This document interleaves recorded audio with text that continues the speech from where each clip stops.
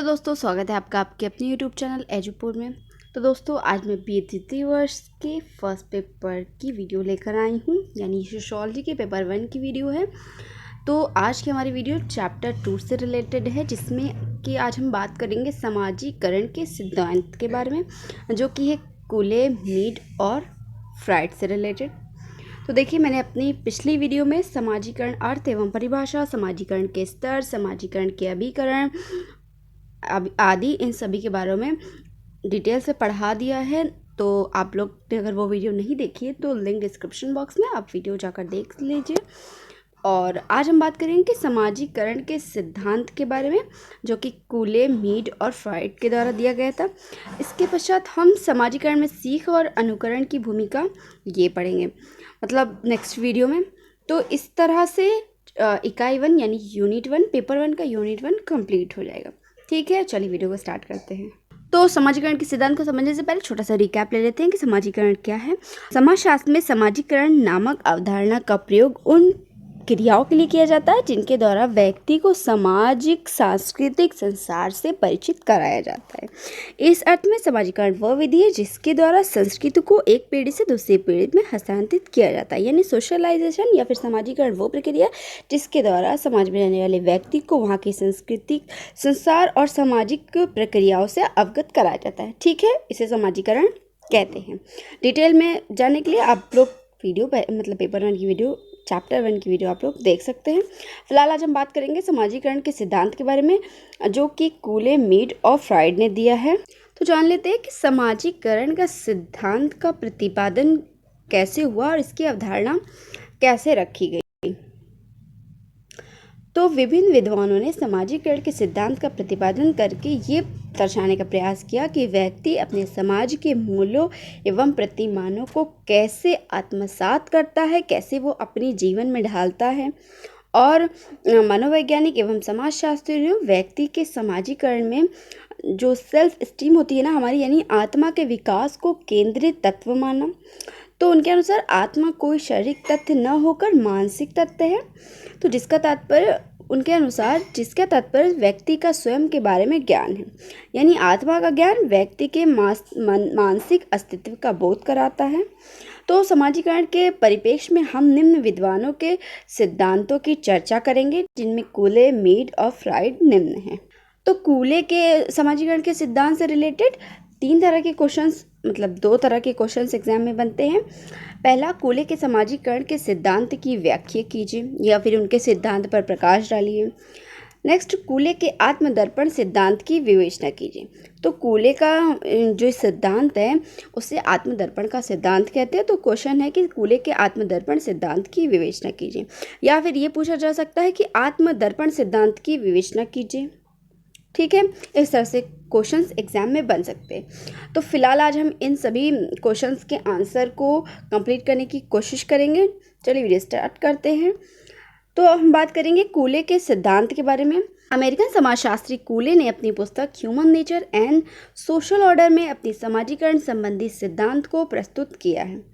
यानी कि अमेरिकन समाजशास्त्री जो कूले हैं वो अमेरिकन समाजशास्त्री हैं। उन्होंने अपनी पुस्तक human nature and social order, यानी उन्होंने जो पुस्तक लिखी है human nature and social order, उसमें उन्होंने समाजीकरण के से संबंधित जो सिद्धांत है उन्हें प्रस्तुत किया है।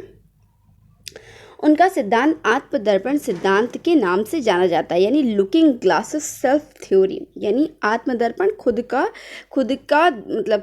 का दर्शन करना, इस सिद्धांत का प्रतिपादन किया। तो कूले ने अपनी पुस्तक में सिद्धांत का प्रतिपादन व्यक्ति और समाज के संबंधों को स्पष्ट करने के लिए किया, मतलब उसी संदर्भ में किया। जो कूले ने अपनी पुस्तक लिखी ह्यूमन एंड नेचर वाली, उस पर उन्होंने इस सिद्धांत का प्रतिपादन करते हुए व्यक्ति और समाज के, यानी व्यक्ति और वो व्यक्ति जिस समाज में रहता है उसके संबंधों को स्पष्ट करने के संदर्भ में वो प्रतिपादन किया उस सिद्धांत का। तो उनका मत है कि समाज के संपर्क में आने पर ही व्यक्ति के आत्मा का विकास होता है। तो कूले ने अपना जो सिद्धांत आत्मदर्पण का सिद्धांत दिया है अपनी पुस्तक में, तो उन्होंने व्यक्ति जिस समाज में रहता है उसके संबंधों को स्पष्ट करने के लिए किया। प्लस उनका मत ये है कि उनका मानना ये कि व्यक्ति अपने जब समाज के संपर्क में आता है तभी उसकी आत्मा का भी विकास होता है, केवल उसका समाजीकरण नहीं होता। दीजिए कि कूले कह रहे हैं कि केवल उसका समाजीकरण नहीं होता, अपितु उसके आत्मा का विकास भी उसी आत्मा का विकास भी उसी संसार में मतलब उसी समाज में रहते हुए होता है। तो समाजीकरण मतलब कि समाज में समाजीकरण की प्रक्रिया केवल व्यक्ति को सोशलाइज करना नहीं है, अपितु उसके आत्मा का विकास करना भी है, ये कूले ने कहा अपनी पुस्तक में। तो बेसिकली उनके अनुसार समाज व्यक्ति के लिए दर्पण का कार्य करता है। वह उसमें अपनी छवि देखता है और समाज के लोग उसके बारे में क्या कहते हैं, इसी आधार पर वो अपने बारे में भी धारणा बना लेता है।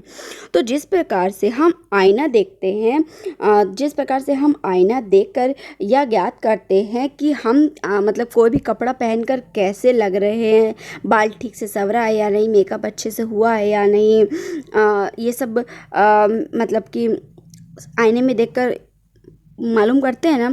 तो इसी प्रकार से बालक भी समाज रूपी आईने में अपने आप को देखता है और समाज के लोग उसके बारे में क्या कहते हैं, इसी आधार पर वो अपने बारे में राय बनाता है और इसी राय के आधार पर ही उसमें जो हीनता और श्रेष्ठता के भाव पैदा होते हैं, वो समाज कि उसी मतलब कि समाज में जब वो अपने आप को समाज रूपी आईने में देखता है तो जो लोग उसे देखते हैं वही धारणा वो अपने मन में बना लेता है। उदाहरण के लिए अगर हम कहें तो जब परिवार के लोग, मित्र या अन्य अन्य लोग उसके बारे में यह कहते हैं कि वो बुद्धिमान है, हाँ, या फिर लंबा है, शक्तिशाली, अच्छा है, सुडौल है, या फिर कमज़ोर है, मूर्ख है, बुद्धू है, गंदा है, बहुत ज़्यादा गुस्सा करता है, तो कोई भी व्यक्ति होता है वो अपने बारे में ऐसी बातें सुनकर बहुत सोच में पड़ जाता है, सोचने लगता है और इस प्रकार अपने बारे में जो दूसरे लोगों ने प्रतिक्रिया दी है वो सोचने लगता है कि क्या सच में मैं ऐसा हूँ, हो भी सकता है मैं ऐसा हूँ। तो इस प्रकार अपने बारे में दूसरों की प्रतिक्रिया से ही व्यक्ति के स्वयं का निर्माण होता है, इसलिए ही कूले इसे आत्मदर्पण का सिद्धांत कहते हैं। आशा करती हूँ यहाँ तक आप लोगों को समझ में आ गया होगा। यानी जब हम शीशा देखते हैं तो हम अच्छा कपड़ा पहनकर खुद को देखते हैं ना, निहारते हैं कि कैसे लग रहे हैं, कैसे नहीं लग रहे हैं। तो उसी प्रकार जब बच्चा छोटा होता है तो समाज में जो व्यक्ति उसे जिस तरह से कहते हैं ना, छोटे बच्चों से जो कह दो वो तुरंत अब्जॉर्ब कर लेते हैं, तुरंत ऑब्जर्व कर लेते हैं कि किसी ने मेरी तारीफ़ की, मम्मा आज किसी ने मेरी तारीफ़ की, मम्मा आज मुझे किसी ने ऐसा कहा। तो समाज में व्यक्ति के आत्मा का विकास ऐसे ही होता है, जब कोई व्यक्ति उसे मूर्ख मूर्ख मूर्ख कहने लगता है तो वो खुद भी सोचने लगता है शायद मैं ऐसा हूँगा, तभी तो लोग मुझे कह रहे हैं ना। तो इसी तरह समाज रूपी आईने में जब व्यक्ति खुद को देखता है तो वो खुद के बारे में वही राय बना लेता है और उसी से उसके आत्मा का विकास भी होने लगता है, चाहे वो पॉजिटिव वे में हो चाहे वो निगेटिव वे में हो। तो इसी सिद्धांत के कारण ही इसे कूले आत्मदर्पण का सिद्धांत कहते हैं, यानी समाज व्यक्ति के आत्म का विकास का एक साधन है। हॉर्टन तथा हॉन्ट का मत है कि कूले ने लुकिंग ग्लास सेल्फ शब्द थैकरे की वैनिटी फेयर नामक कृति से लिया है। यानी हॉर्टन और हॉन्ट कह रहे हैं कि कूले ने जो लुकिंग ग्लास सेल्फ वाला जो लिया है, शब्द वर्ड लिया है, वो थैकरे की वैनिटी फेयर नामक कृति से लिया है। इसमें मतलब इस वैनिटी फेयर में कृति में ठाकरे कहते हैं कि संसार एक दर्पण है जो कि प्रत्येक व्यक्ति को उसको स्वयं का चेहरा प्रतिबिंब कराता है। आप भौहें चढ़ाएं तो इसमें आप चिड़चिड़े दिखाई देंगे, आप इसकी और इसके साथ हंसिए तो आपको खुशमिजाज वह कृपालु साथी होगा।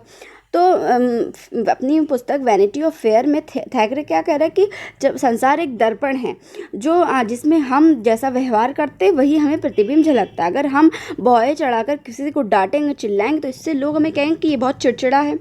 अगर हम अच्छे से हंस बोल कर बात करेंगे तो लोग कहेंगे कि ये खुश मिजाज है। तो थैकरे ने अपनी पुस्तक वैनिटी फेयर में इस बात का वर्णन किया है। और हॉर्टन कह रहे हैं कि जो कूले ने लुकिंग ग्लास शब्द लिया है यानी आत्मदर्पण का जो वो लिया है, प्रेरणा ली है इन्हीं के थ्योरी से ली है।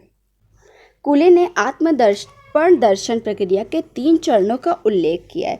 यानी कूले ने जो अपना आत्मदर्पण का सिद्धांत बताया है उसमें उन्होंने 3 प्रक्रिया यानी 3 चरणों का उल्लेख किया है। सर्वप्रथम है व्यक्ति यह सोचता है कि दूसरे उसके बारे में क्या सोचते। कोई भी व्यक्ति है, मान लीजिए कि हम खुद हैं, तो हमारे मन में कभी ना कभी कहीं ना कहीं हम जाते हैं तो मेरे मन माइंड में आ जाता ना कि कोई लोग देखेंगे तो क्या सोचेंगे। तो कूले भी कह रहे हैं कि आत्मदर्पण का पहली प्रक्रिया का पहला चरण यही है कि हर कोई व्यक्ति यही सोचता है कि दूसरे उसके बारे में क्या सोचते हैं। दूसरा, दूसरे के निर्णय के आधार पर वह स्वयं अपने बारे में क्या सोचता है। अगर कोई उसे मूर्ख कह रहा है तो वो या तो उसे पॉजिटिव वे मिले कि छोड़ दो यार, इग्नोर करते हैं, लोगों का तो काम है कहना। या फिर बहुत से ऐसे लोग होते हैं कि अगर उन्हें कोई बार बार एक ही बात कहता है, मूर्ख कहता है, बेवकूफ़ कहता है, तो वो लोग उसे दिल पे ले लेते हैं, बुरा लग जाता है। तो कूले की दूसरी मतलब प्रक्रिया के दूसरा चरण का स्टेप है कि दूसरे के निर्णय के आधार पर वो स्वयं के बारे में क्या सोचता है। तीसरा स्टेप है मैं अपने बारे में सोचकर अपने को कैसा मानता हूँ, अर्थात गर्व अनुभव करता हूँ या ग्लानि।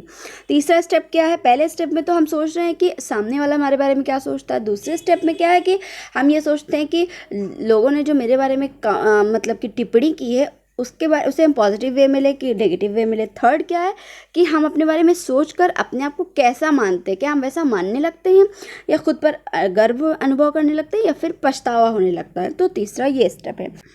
तो इन तीनों बातों को स्पष्ट करने के लिए एक उदाहरण के रूप में हम समझ लेते हैं। मान लीजिए आप एक कमरे में प्रवेश करते हैं, मान लीजिए आप एक कमरे में एंटर हुए, ठीक है, जहाँ कुछ व्यक्ति एक एक समूह में परस्पर बातें कर रहे हैं।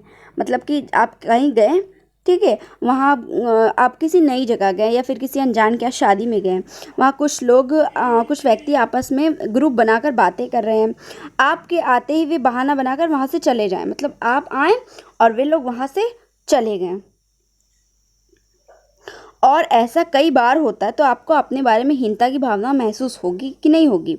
मतलब आप कहीं गए और लोग ऐसे तो आपके आने से पहले अच्छे से ग्रुप बनाकर बात कर रहे हैं, लेकिन जैसे ही आपने एंटर किया बहाना बनाकर इधर उधर सब सेपरेट हो गए और अलग अलग हो गए। और ऐसा एक बार नहीं कई बार होता है, तो आपको भी बुरा लगने लगता है ना कि यार मेरे अंदर ऐसा क्या है कि लोग मुझे देखकर दूर भागने लगते हैं।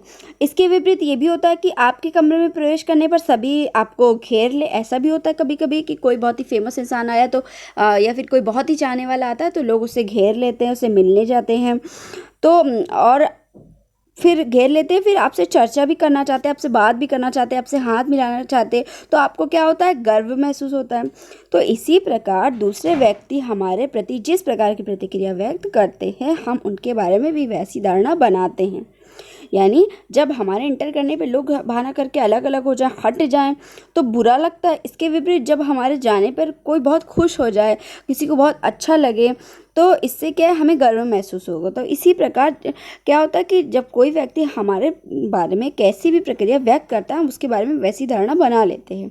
तो इसे हम एक अन्य उदाहरण के रूप में भी अगर समझे तो कि हम किसी स्त्री को बार बार यह कहें कि तुम सुंदर या फिर असुंदर हो, तो वह अपने को सुंदर या फिर असुंदर भी महसूस करने लगेगी और वैसे ही आचरण करने लगेगी।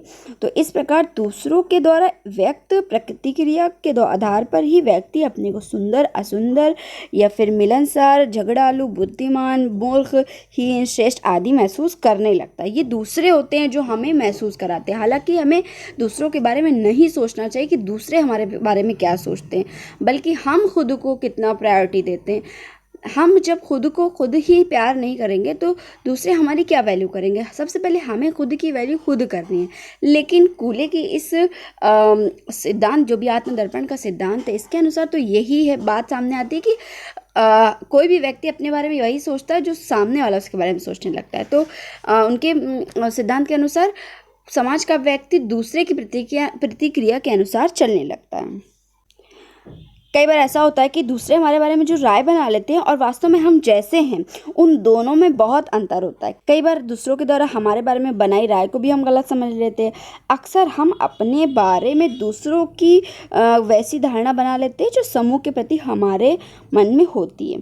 अतः कभी कभी स्वयं निर्माण मतलब कि खुद के बारे में जैसी धारणा बना है वो भी गलत हो सकता है। उदाहरण के लिए अगर हम देखें तो हमारा अपने मित्रों यानी दोस्तों के प्रति अधिक स्नेह होता है, ठीक है, और हमारे मित्र कभी हमारी प्रशंसा करते हैं तो हम यह सोचने लगते हैं कि हम या तो प्रशंसनीय हैं या तारीफ के काबिल हैं, जबकि वास्तविकता यह होती है कि हमारे मित्र हमें इतना योग्य नहीं समझते। इस प्रकार हमारे द्वारा अपने बारे में मित्रों की प्रशंसा के आधार पर बनाई गई धारणा भी गलत है। तो इस प्रकार हम ये कह सकते हैं कि कूले के अनुसार व्यक्ति का दूसरे से दूसरे से संपर्क होने से ही मतलब खुद की आत्मा का निर्माण होता है या स्वयं का विकास होता है, जो कि समाजीकरण का प्रमुख आधार है। और स्वयं के निर्माण यानी आत्मा के विकास के आधार पर ही व्यक्ति अपना मूल्यांकन भी करता है। वह अपने को हीन या श्रेष्ठ समझता है और समाजीकरण की दिशा तय करता है। व्यक्ति समाज का ही प्रतिबिंब है। तो दोस्तों ये थी हमारी आज की वीडियो। नेक्स्ट वीडियो में हम मीड के थ्योरी के बारे में यानी समाजीकरण के सिद्धांत के बारे में बात करेंगे और कूले और मीड के समाजीकरण के सिद्धांत की बीच में जो डिफरेंस है उससे भी क्लियर करेंगे और फ्रॉइड के सिद्धांत के बारे में भी बात करेंगे। नेक्स्ट वीडियो में हम इन दोनों टॉपिक को कवर कर लेंगे, जिससे कि जल्द से जल्द ये यूनिट कंप्लीट हो जाए। तो चलिए, वीडियो अच्छी लगे तो लाइक शेयर और सब्सक्राइब करना ना भूलें। मिलते हैं नेक्स्ट वीडियो में, तब तक के लिए अपना खूब ख्याल रखिए। Bye bye.